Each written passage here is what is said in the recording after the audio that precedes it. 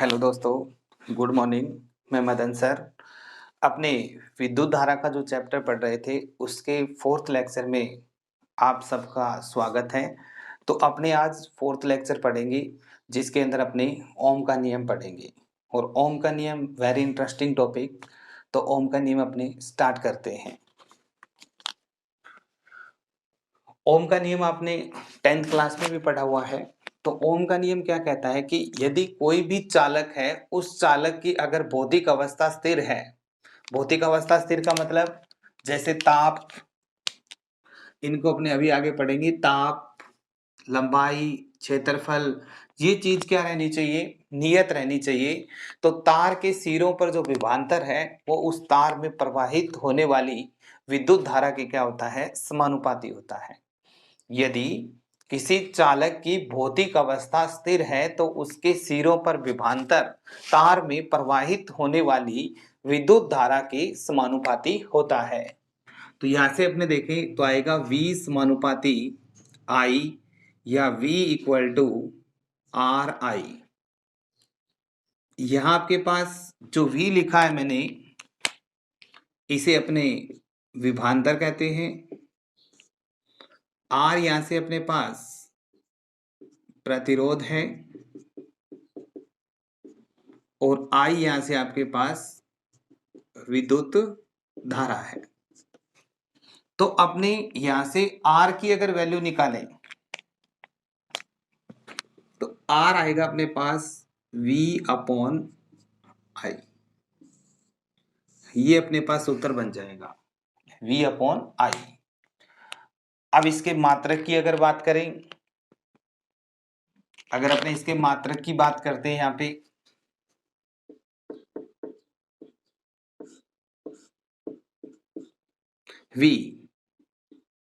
V का मात्रक volt होता है विभव का, और धारा का मात्रक आपके पास एम्पियर होता है।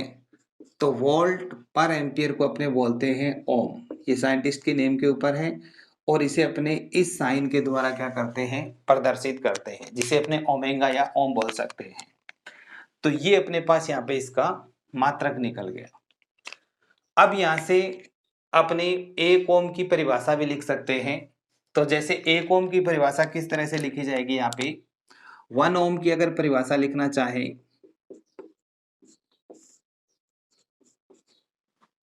तो मेरे को V इक्वल टू कितना करना पड़ेगा? 1 वोल्ट। I इक्वल टू कितना करना पड़ेगा? 1 एम्पियर। तो R equal to 1 volt upon 1 ampere. तो मेरे पास कितना जाएगा यहाँ से? 1 ओम। तो यहाँ से मैं क्या परिभाषा लिख सकता हूँ कि मेरे पास कोई भी चालक है, उस चालक के सिरों पर कितना विभवांतर लगाएं?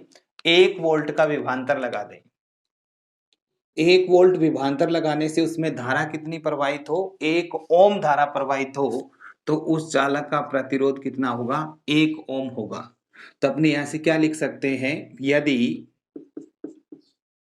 यदि किसी चालक के सिरों पर 1 वोल्ट का विभवांतर लगाने पर इसमें 1 एम्पियर की धारा प्रवाहित हो तो उस चालक का प्रतिरोध 1 ओम होगा। तो अपनों ने यहां से इस फॉर्मूले से ही इसकी डेफिनेशन को क्या कर दिया? डिफाइन कर दिया कि यदि किसी चालक के सिरों पर 1 वोल्ट का विभवांतर लगाएं तो उस चालक में 1 एम्पियर की धारा प्रवाहित हो तो उस चालक का प्रतिरोध 1 ओम होगा। अब अपने यहां से R के सूत्र में V भी आ रहा है और I भी आ रहा है, परंतु फिर भी R है वो न तो V पे डिपेंड करता न ही I पे डिपेंड करता। इसके लिए अपने एक एग्जाम्पल से समझते हैं। एग्जाम्पल से समझने के लिए देखो, पहले इसका अपने एक्सपेरिमेंटल डायग्राम बनाते हैं। तो विभवांतर नापने के लिए अपने पास वोल्ट मीटर काम आता है। विभवांतर को मेजरमेंट करते हैं तो वोल्ट मीटर काम आता है, और वोल्ट मीटर को अपने समांतर क्रम में लगाते हैं, और धारा को मापने के लिए एमीटर इसे अपने श्रेणी क्रम के अंदर लगाते हैं। अब अपने को एक तो प्रतिरोध R चाहिए जिसका प्रतिरोध ज्ञात करेंगे, वोल्टता को नापने के लिए वोल्ट मीटर, धारा को नापने के लिए एमीटर। ऑन ऑफ करने के लिए एक बटन लगा देंगे और धारा को नियंत्रित करने के लिए धारा नियंत्रक लगा देंगे। तो इन सबको अपने देखते हैं एक सर्किट से। जैसे मैं यहाँ पे एक सर्किट बना रहा हूं, जैसे मान लो मैंने यहाँ पे एमीटर लगा दिया, ये मेरे पास R प्रतिरोध है जिसका प्रतिरोध ज्ञात करेंगे, और जिसका प्रतिरोध ज्ञात करते हैं, और वोल्ट मीटर कहाँ पे लगता है उसके समांतर क्रम में। यहाँ पे मैंने इसके समांतर क्रम में वोल्ट मीटर लगा दिया। अब इस सर्किट को सप्लाई देने के लिए सेल या बैटरी से जोड़ दो, जैसे मैंने यहाँ से बैटरी से जोड़ दिया। ऑन ऑफ करने के लिए यहाँ पे की लगा दी, और करंट को कंट्रोल करने के लिए रियोस्टेट यानी धारा नियंत्रक लगा दी। ये धारा नियंत्रक का सिंबल इस तरह से होता है। ये भी आपने 10th में पढ़ा हुआ है कि सेल, प्रतिरोध, वोल्टमीटर और एमीटर, इतनी चीजें चाहिए अपने को। तो अपने आप सर्किट को यहां से पूरा कर देते हैं। तो जैसे ही आप की को ऑन करेंगे तो अपने पास सप्लाई आती है प्लस से माइनस, तो प्लस माइनस प्लस माइनस। ये जो वोल्ट मीटर, एमीटर, धारा नियंत्रक, ये जो प्रैक्टिकल्स के अंदर मैं आपको बताऊंगा, जिससे अपने इन इंस्ट्रूमेंटों को देखेंगे। यानी एमीटर के अंदर भी दो टर्मिनल होते हैं, एक रेड ऊपर दिया होगा आपको, एक ब्लैक। तो रेड वाला आपके प्लस का होगा और ब्लैक वाला अपने को माइनस का लेके वायरिंग करनी है। ऐसे ही वोल्ट मीटर में होगा, तार आपको दिया जाएगा जिसका प्रतिरोध ज्ञात करेंगे, ये धारा नियंत्रक होता है, और ये सेल या बैटरी। इसका EMF मान लेते हैं अपने पास कितना है, EB है। अब मैं जैसे की को ऑन करूंगा और रियोस्टेट को एक जगह पे स्थिर रखूंगा, इसके ऊपर एक प्लास्टिक की गिट्टी होती है जिसको अपने रिमूव कर सकते हैं। तो और जिसको रिमूव करने से सर्किट का रेजिस्टेंस, प्रतिरोध है वो क्या होता है, चेंज होता है। तो अपने पास इसको एक जगह क्या करेंगे, स्थिर करके V और I की वैल्यू देखेंगे। तो इसके लिए एक वर्ड आता है अल्पतमांक, लिस्ट काउंट, वो अपने यहां पे समझते हैं। अल्पतमांक क्या होती है, यानी जो ये एमीटर या वोल्ट मीटर लगा होता है, इसके अंदर एक नेडल होती है, और यहां से अलग अलग प्रास के लगे होते हैं। ये 0 से स्टार्ट होती है, इसमें ये कॉलम्स होते हैं इस तरह से, और यहाँ पे प्रास लिखी होती है 1 2 3। कोई अपने पास 2 प्रास का होता है, कोई 3 प्रास का होता है, तो अलग अलग प्रास के होते हैं।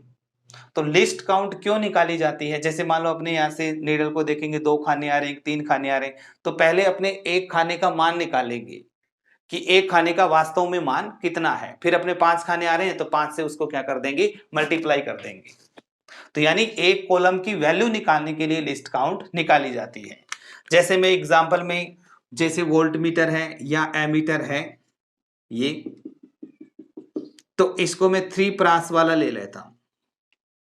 3 प्रास लूंगा तो इसमें जो मैं सब लाइनें काउंट करूंगा तो ये मेरे पास लाइनें आएंगी 60। तो वोल्ट मीटर की जब अपने प्रास निकालेंगे, वोल्ट मीटर की प्रास क्या, सॉरी, अल्पतमांक, तो वोल्ट मीटर की अल्पतमांक अगर आप निकालोगे तो अपने पास आएगी 3/60, तो यानी 0.05 वोल्ट।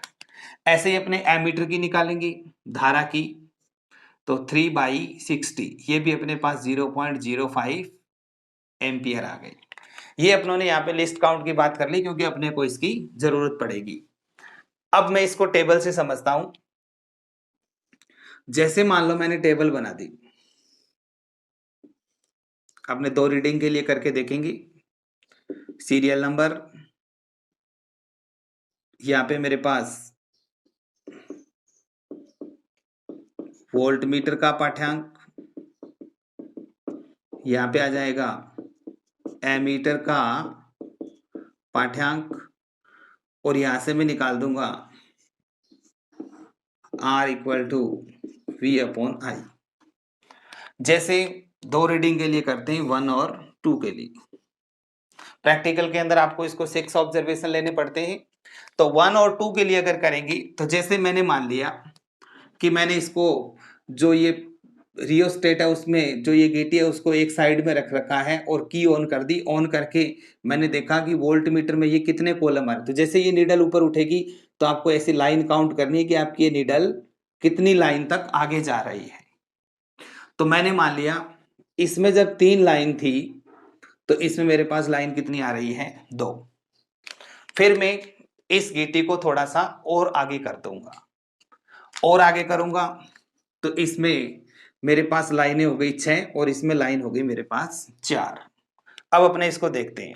एक कॉलम की वैल्यू अपने पास है 0.05, तो यहाँ पे करेंगे 0.05, इसको भी 0.05, इसकी लिस्ट काउंट अपने अलग अलग लिस्ट काउंट के भी ले सकते हैं, तो सब पे आंसर वही आएगा।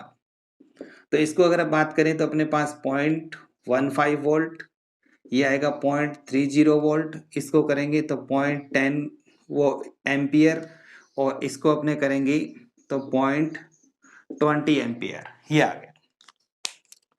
अब अपने को यहां से R निकालना है, तो R इक्वल टू क्या होता है V अपॉन आई। तो V कितना है 0.15 0.10, तो यानी अपने पास आ जाएगा 1.5 ओम। ऐसे इसका निकालें R2, तो अपने पास 0.30 अपॉन 0.20, तो अपने पास आ जाएगा ये भी 1.5 ओम। तो देखो अपने V की और I की वैल्यू चेंज हुई है, फिर भी आपके पास इसकी वैल्यू कितनी आ रही है 1.5 ओम आ रही है। तो इसका मतलब वोल्टेज भी चेंज हुई, करंट भी चेंज हुआ, परंतु रेजिस्टेंस क्या आ रहा है, सेम आ रहा है। तो इसलिए इसकी वैल्यू है वो अपने पास चेंज नहीं होती। तो R हमेशा क्या रहेगा, नियत रहेगा। तो मैं यहां से क्या लिख सकता हूं, R अगर नियत है तो V1 बाई I1 हो, चाहे आपके पास V2 बाई I2 हो, चाहे V3 बाई I3 हो, यानी विभव और धारा की कुछ भी वैल्यू हो, फिर भी आपके पास प्रतिरोध है वो क्या रहेगा, नियत रहेगा। अब अपने थोड़ा सा इसमें आगे इसके ग्राफ के बारे में देखते हैं। यहाँ पे तो V और I में जब अपने ग्राफ खींचे, जैसे मान लो मैंने V ले लिया, यहाँ पे मैंने I ले लिया, ये अपनों ने ले रखे हैं।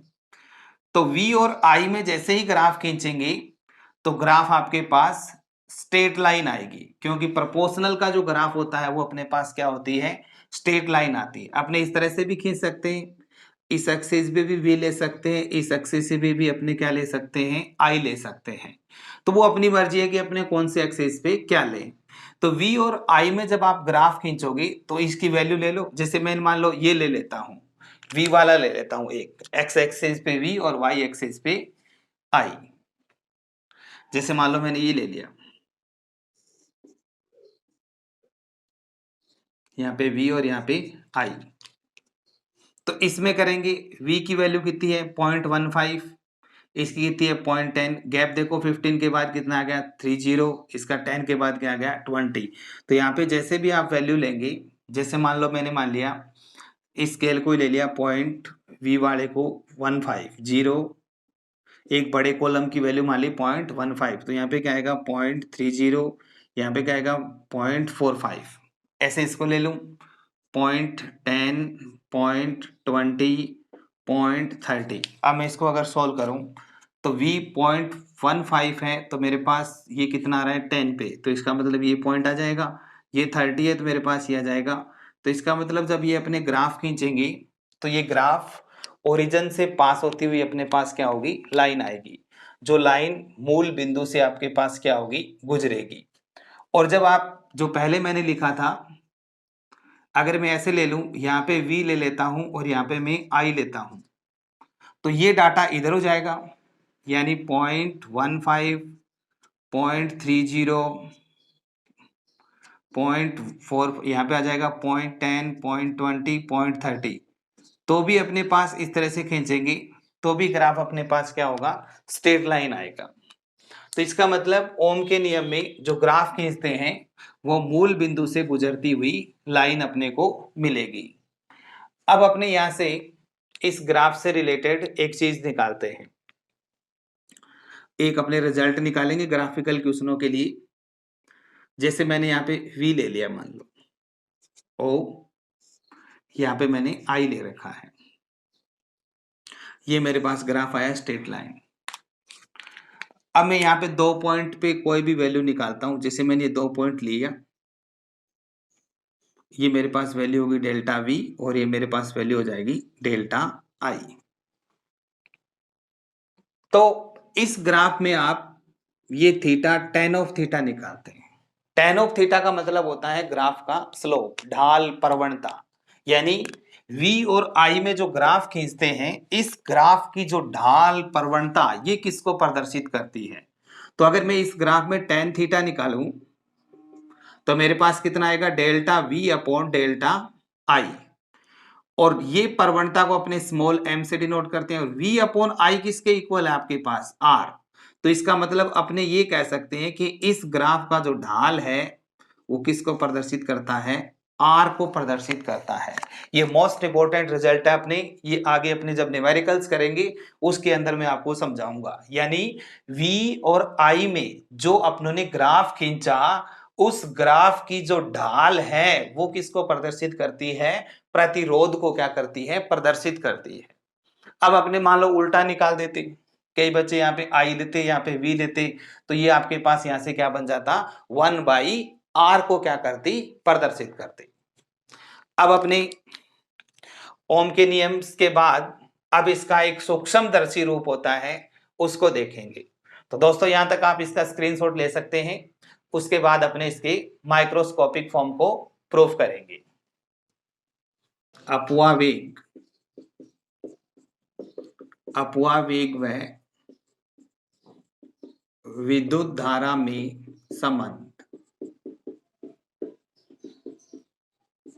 संबंध के सूत्र से, जो अपनों ने पढ़ा था I इक्वल टू NAEVD। अब अपने एक चालक लेते हैं। ये मैंने एक चालक लिया है जिसकी लंबाई अपने पास L है और अनुप्रस्थ काट क्षेत्रफल A है। इस चालक को सेल बैटरी से कनेक्ट कर देते हैं। ऑन ऑफ करने के लिए एक की लगा देते हैं। तो इसमें विद्युत क्षेत्र उत्पन्न होगा जिसकी दिशा अपने पास होती है प्लस से माइनस की तरफ, E इक्वल टू V/L। और सारे के सारे जो फ्री इलेक्ट्रॉन्स हैं वो अपवावेग से कौन से टर्मिनल की तरफ आएंगे, प्लस टर्मिनल की तरफ आएंगे। तो ये अपनों ने एक सूत्र लिखा था I इक्वल टू NAEVD, अभी प्रूफ किया था अपनों ने पीछे। तो I इक्वल टू NAEVD, इस A को मैं इसके अपॉन में ले आता हूं तो I/A इक्वल टू NEVD। और I/A क्या होता है, एकांक क्षेत्रफल के अभिलंबवत गुजरने वाली धारा क्या कहलाती है, धारा घनत्व, तो J NE। और VD की वैल्यू होती है EE/M टो बार। तो J equal to N E square tau bar by M into E। अब जो अपने पास ये आया है N E square tau bar by M, यानी sigma equal to N E square tau bar by M, ये अपने यहाँ पे कहलाती है चालकता। चालकता कहते हैं N E square tau bar by M। तो इसको लिख देंगे J equal to sigma E, या इसको लिख सकते हैं J vector equal to sigma E vector. तो ये ओम के नियम का सूक्ष्मदर्शी रूप होता है। तो आज अपने ओम का नियम पढ़ा है और उसकी दो फॉर्म्स देखी हैं, एक सिंपल V इक्वल टू जो अपने IR पढ़ते हैं, और एक सूक्ष्मदर्शी रूप जो अपनों ने J vector equal to sigma E vector पढ़ा है। तो दोस्तों आपको वीडियो अच्छी लगी होगी तो शेयर करें और कमेंट बॉक्स में मेरे को कमेंट करके बताएं। Thank you.